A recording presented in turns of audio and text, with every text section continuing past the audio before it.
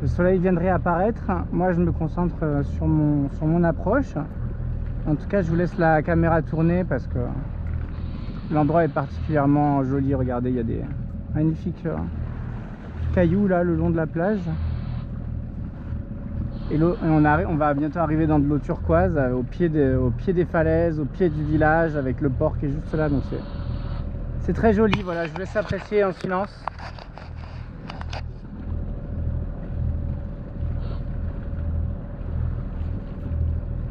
Nous, on a un banc de sable à esquiver qui est pas non plus hyper haut, hein. Apparemment il est un peu plus de 4 mètres, un peu moins de 4 mètres au plus haut, donc ça passerait quand même, hein. Largement.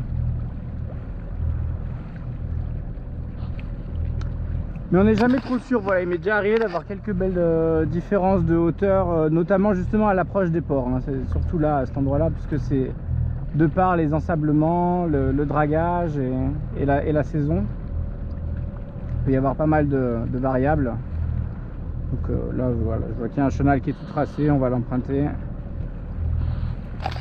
Il n'y a pas de bouée d'ailleurs, il n'y a pas de chenal. Bon, personne l'emprunterait, hein, en même temps, mais c'est vrai qu'en Atlantique, chaque port a son petit chenal d'approche afin d'éviter justement le plus gros du problème. J'en ai très rarement vu, quoi. Regardez comme c'est beau, hein. On est proche là, hein. On est proche, on a encore 13 mètres de profondeur. On a un magnifique stromboli devant nous. Et il n'y a pas grand monde, hein, encore, hein, malgré tout, hein. C'est encore préservé. Regardez là, les petites calanques solo là. Incroyable incroyable. Petite plage privée, petite plage privée, petite plage privée, petite plage privée. C'est superbe. Ok, bon, moi je vais reprendre la barre. Regardez là, ça y est, on est arrivé dans l'eau là, l'eau turquoise, on y est.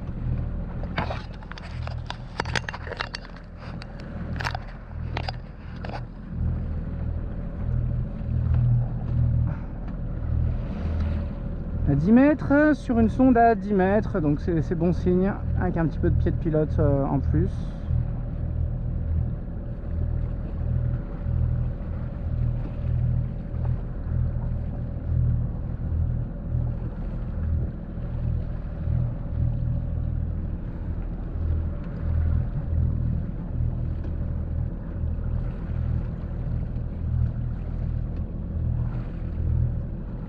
Bon, je crois que c'est le port le plus cher d'Italie au final, hein, que je vais payer, moi en tout cas. Alors est-ce que c'est parce qu'on a passé là, c'est possible que c'est parce qu'on a passé en haute saison aussi, ça doit pas aider. Alors qu'avant je n'étais qu'en mi-saison. Donc je sais pas, je verrai au niveau de leur prix. Et c'est vrai que... Bon alors évidemment Capri, on n'y est pas allé. Amalfi, on n'y est pas allé. Portofino, on n'y est pas allé. Porto Venere, on n'y est pas allé. Et c'est quoi le dernier? Porto encore quelque chose, vers les Cinque Terre, hein. Et du coup, bon, il y a quand même des endroits qui sont forcément plus chers, où là pour le coup je n'y suis pas allé, mais ici c'est quand même une halte intéressante pour moi. On a 5 mètres d'eau, on voit le fond.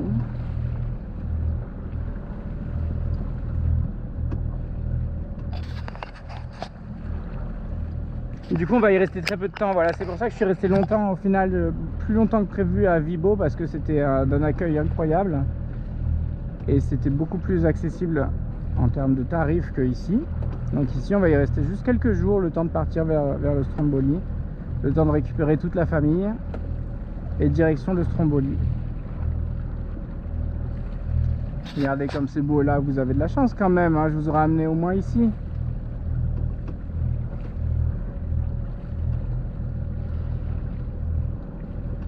On a 4 mètres, 4 mètres 8.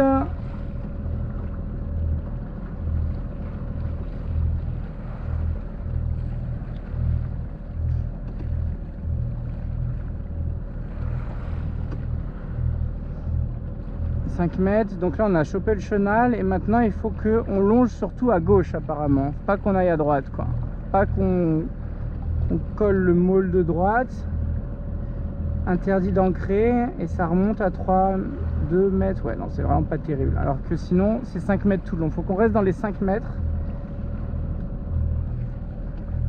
Mais encore une fois, un des meilleurs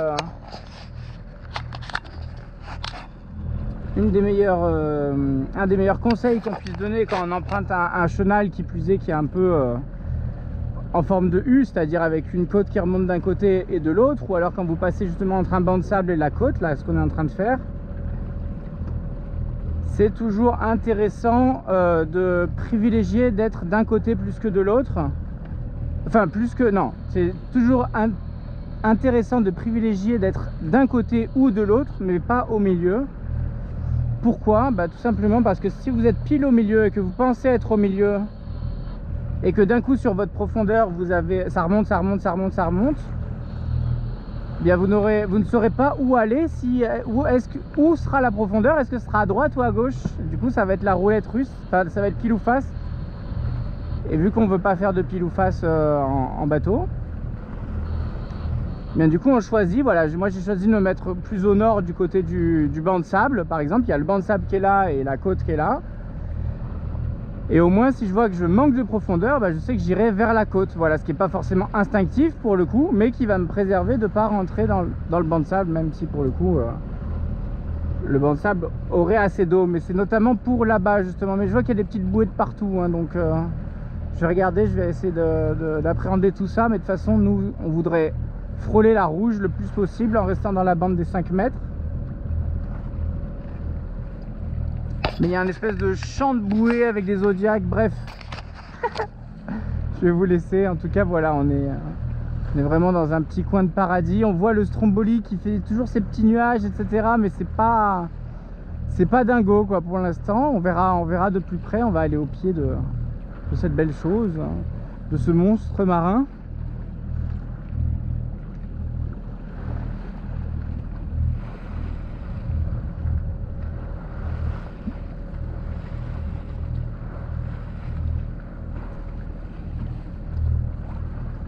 Voilà, bon moi je vais aller voir ce qu'ils font, que je puisse au moins faire demi-tour. Si je dois faire demi-tour par le sud, est-ce que je peux? Même si ça m'arrangerait pas, il faudrait plutôt que je fasse par le nord. À cause de mon pas d'hélice. Bref, ça vous connaissez, hein, demi-tour sur place. Ça on l'a déjà vu dans des vidéos.